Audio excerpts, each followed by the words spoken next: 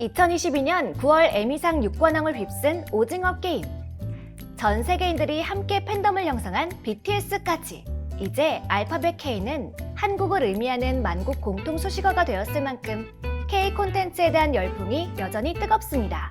오늘 콘진원 콘픽의 주제는 바로 이 K의 물결, 한류 브랜드 가치의 어제와 오늘에 대해 살펴보도록 하겠습니다. 2021년 하반기 및 연간 콘텐츠 산업 동향 분석에 따르면 한류 콘텐츠 수출 규모는 2021년 기준 135억 8천만 달러로 측정되고 있는데요. 이런 한류, 누가 물꼬를 틀고 지금의 성장세를 이끌고 있을까요? 90년대 중반부터 오늘까지 한류의 발전 과정을 4기로 구분하여 짚어드리도록 하겠습니다. 콘진원 콘픽은 한국콘텐츠진흥원에서 정기적으로 발행하는 산업백서, 보고서, 간행몰 등을 바탕으로 콘텐츠 트렌드를 살펴보는 기획 시리즈인데요. 저는 콘진원 콘픽을 담당하게 된 콘대리입니다. 90년대 중반부터 2002년까지는 한류의 가능성을 확인하던 시기였습니다. 한류 제1기로 불리는 이 시기는 중화권과 일본 및 동남아 일부 지역을 중심으로 한국 드라마와 음악에 대한 관심이 높아진 시점인데요. 지금의 MZ세대는 잘 모를 수 있는 97년도 MBC 방영작 사랑이 뭐길래는 당시 평균 시청률 59.6%의 경이적인 인기를 얻었고 그 인기에 힘입어 중국으로 수출되었습니다. 이때는 중화권과 일본 중심의 한류가 초기 형성되며 한국 콘텐츠의 해외 진출 시도가 본격적으로 시작되던 시기입니다. K-팝의 경우 클론과 H.O.T, NRG 등 다수의 그룹이 댄스 음악을 중심으로 중국 시장에 진출하기도 하였는데요. 1999년 당시 클론이 큰 인기를 얻으며 한국 가수로서는 최초로 북경에 유료 공연을 개최했고 2000년에는 H.O.T가 북경에 단독으로 콘서트를 개최하며 중국에서 한류의 맛을 톡톡히 보여주었습니다. 2002년에는 보아가 일본 오리콘 차트 앨범 부문 1위를 하며 인기몰이를 하기도 했죠. 이처럼 한류가 태동하던 한류 제1기에는 콘텐츠 산업이 국가 주요 정책으로 자리매김하는 중요한 전환점이었으며 이를 계기로 문화 콘텐츠 산업 진흥을 위한 다양한 사업과 지원을 위한 기반들이 마련될 수 있었습니다. 이렇듯 지금의 한류가 있기 위해 제1기는 기초를 다지는 아주 중요한 시기였습니다. 한류 제2기는 2003년부터 2009년까지의 기간으로 이제부터는 여러분들도 잘 아실 법한 드라마, 아이돌, 게임, 캐릭터 등이 등장합니다. 제2기는 본격적으로 한류가 국외로 수출되는 단계로 일본에서의 겨울연가, 욘사마 현상을 시작점으로 중화권에서는 대장금이 진출하여 한류 현상이 두각을 나타냅니다. 이때부터는 동아시아뿐만이 아니라 아시아 전역에서 한류 현상이 나타나게 되는데요. 동방신기, 소녀시대, 슈퍼주니어, 원더걸스 등 2세대 아이돌 시장의 전성기가 시작되기도 하였습니다. 당시 일본으로의 음악 콘텐츠 수출은 2003년 약 1,500만 달러에서 2009년 약 2,100만 달러로 무려 연평균 51.5%의 성장을 이뤄냅니다. 음악뿐만이 아니죠. 앞서 이야기한 겨울연가, 대장금, 대조영, 풀하우스, 천국의 계단 등 지금 보아도 명품 드라마들이 몽골, 베트남, 태국 등 다수의 아시아 국가에서 성과를 거두고 올드보이는 칸 영화제에서 심사위원 대상 수상을 하며 점차 수출 콘텐츠 영역을 넓혔습니다. 지상파 방송사의 방송 프로그램 수출은 2001년부터 2007년까지 평균 37.8%의 증가를 기록하는 등 이때부터 K-드라마의 역사가 시작되었다고 보아도 무방합니다. 한국 캐릭터 시장의 열풍도 빠질 수가 없죠.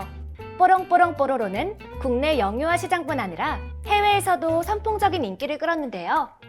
2003년 11월 첫 방송된 뽀로로는 전 세계 120여 개국에 수출되었고 2010년까지 누적 매출액 8,300억 원을 달성.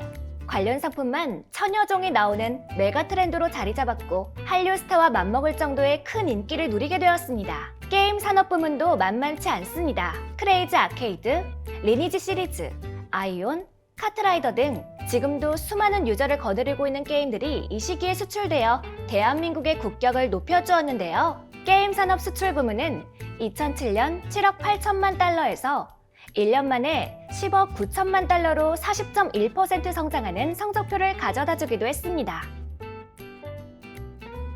2010년까지 갈고 닦아놓은 한류를 디딤돌 삼아 전 세계적으로 영향력을 미치기 시작하는 한류 제3기. 2010년 이후는 신한류로 구분되기도 하는데요. 표를 한번 보시면 기존 한류는 주요 콘텐츠가 드라마, 타깃 세대는 중장년층, 지역은 중화권과 동남아시아, 일본이었다면 신한류는 주요 콘텐츠가 아이돌, 타깃 세대는 젊은 여성층, 10대에서 20대, 남성 등 그 범위가 넓고 젊어졌으며 지역은 중동, 중남미, 유럽 등 전 세계로 퍼져나가게 되었습니다. 타깃 세대가 젊어졌다는 것은 한류 확장성에 있어서 큰 장점으로 다가왔는데요. 미디어 기술의 발달과 뉴미디어는 이러한 신한류에 날개를 달아줬습니다. 2010년 이후 스마트폰 확산이 더욱 보편화되면서 콘텐츠의 전 세계적인 유통 및 소비가 용이한 환경이 조성되었고 한류의 신타겟층 젊은 세대는 이러한 디바이스와 뉴미디어로 전 세계적인 온라인 팬덤 커뮤니티 활동을 하며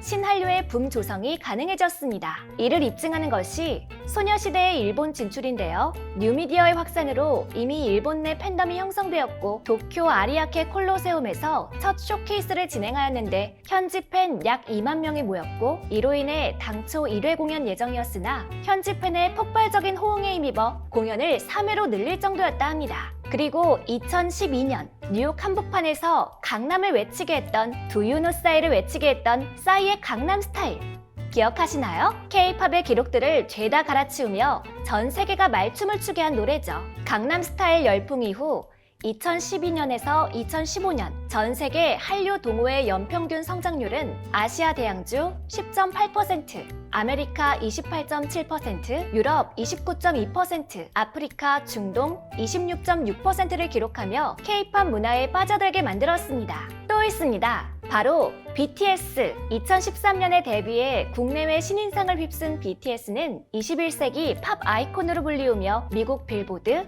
영국 오피셜 차트, 일본 오리콘을 비롯해 아이튠즈, 스포티파이, 애플 뮤직 등 세계 유수의 차트 정상에 올랐고 전 세계 콘서트 시장에서도 글로벌 아티스트의 입지를 다져 국내에 매년 50억 달러의 경제적 이익을 가져다주고 있습니다. 음악뿐만이 아닙니다. 2014년 별에서 온 그대가 중국 아이치이에 수출이 되어 25억 뷰를 넘기며 큰 인기를 얻었고 2016년 태양의 후예가 26억 뷰를 돌파하는 등 OTT가 한류 콘텐츠의 주된 유통창구로 부상하였습니다. 이 시기부터는 완성작의 수출뿐만 아니라 다양한 포맷 수출 전략이 시도되었습니다. 아빠 어디가? 나는 가수다. 1박 2일 등 7편의 포맷이 수출되었고 2017년에는 굿닥터가 한국 드라마 사상 최초로 리메이크되기도 하였습니다. 드디어 마지막 한류 제4기입니다. 한류의 제4기는 2018년부터 바로 오늘까지인데요. 여러분들도 아시다시피 한류는 전 세계에 뿌리 깊게 자리를 잡았습니다. 글로벌 OTT사 디즈니 플러스는 20여 개의 아태 지역 신규 콘텐츠 중 무려 7개가 한국 콘텐츠이며 넷플릭스는 한 해에 5,500억 원을 투자하며 오리지널 콘텐츠를 제작하기 위해 국내 스튜디오를 확보하기도 했습니다. 한류의 맛을 본 OTT사들은 앞다투어 한국 콘텐츠를 발행하며 구독자를 확보하기 위해 분주히 움직이고 있습니다. 기생충은 한국 영화 역사상 최초로 미국 아카데미상을 받았고 205개국에 수출되어 극장 매출 2억 1,300만 달러를 기록하여 작품성과 흥행력 모두를 인정받았습니다. 그 다음 해에 나온 오징어 게임도 전 세계적으로 크게 흥행하였는데요. 넷플릭스에서 나온 오징어 게임은 190여 개국에 동시 공개되었고 94개국에서 시청 1위를 기록했습니다. 넷플릭스 창립 이래 최다 가구 시청 기록을 세우면서 말이죠. 또한 최근 2022 에미상 6관왕까지 휩쓸어 아직 그 인기를 유지하고 있습니다. 이렇듯 한류는 장르 불문입니다. 최근에는 웹툰도 주목을 받고 있는데요. 2022년 1월 기준 네이버 웹툰은 글로벌 월간 활성 이용자 8,200만 명을 돌파하였고 여신강림, 재혼황후 등 대표 웹툰의 해외 거래액이 국내 거래액의 3배가 넘는 성과를 올리고 카카오의 일본 웹툰 플랫폼인 피코마는 이태원 클라스, 나 혼자만 레벨업 등의 인기를 바탕으로 2021년 전 세계에서 결제액이 6번째로 가장 많은 앱으로 조사되기도 하였습니다. 이렇듯 한국은 만화 불모지에서 종주국으로 탈바꿈하며 만화 종주국인 미국, 일본뿐 아니라 유럽, 동남아 엠마켓에서 매출 최상위권을 유지하고 있습니다.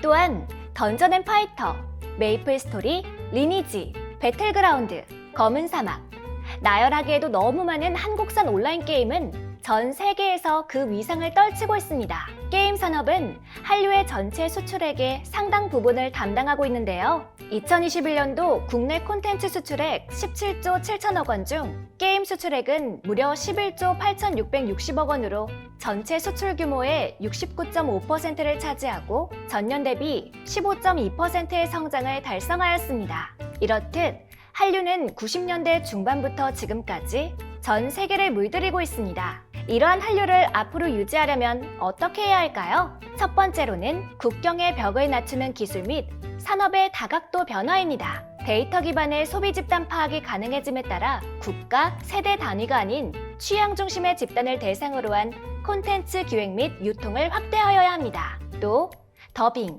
번역 등 현지화를 위한 전문 기업 성장, 관련 기술을 발전시켜 콘텐츠 산업 전반에서 글로벌 시장 진출 기회를 확대하는 방안이 있습니다. 두 번째로는 한류 팬덤의 지지와 관련 지원 사업들인데요. 한류가 일상문화로 확대될 때 한류 팬덤의 지지가 큰 역할을 하였습니다. 자발적인 번역 계정을 만들어 아이돌의 활동을 널리 알리고 투표, 스트리밍, 자선 활동을 독려하며 한류 확산 기반을 공공히 하였는데요. 이러한 활동들은 디지털 네이티브인 Z세대가 일찍이 한류의 경험을 통해 장기적인 콘텐츠 팬덤 형성이 될 수 있는 기회가 제공되고 있습니다. 오늘은 한류의 어제와 오늘을 4단계에 걸쳐 알아보았는데요. 다음 제2의 BTS, 제2의 오징어 게임은 무엇이 될까요? 여러분들의 콘텐츠 인사이트를 넓혀드리는 콘진원 콘텐츠 정보 픽, 콘픽은 여기서 마무리하도록 하겠습니다. 콘텐츠 관련 재미있고 유익한 소식이 궁금하다면 한국콘텐츠진흥원 유튜브 채널 구독과 좋아요 부탁드립니다. 감사합니다.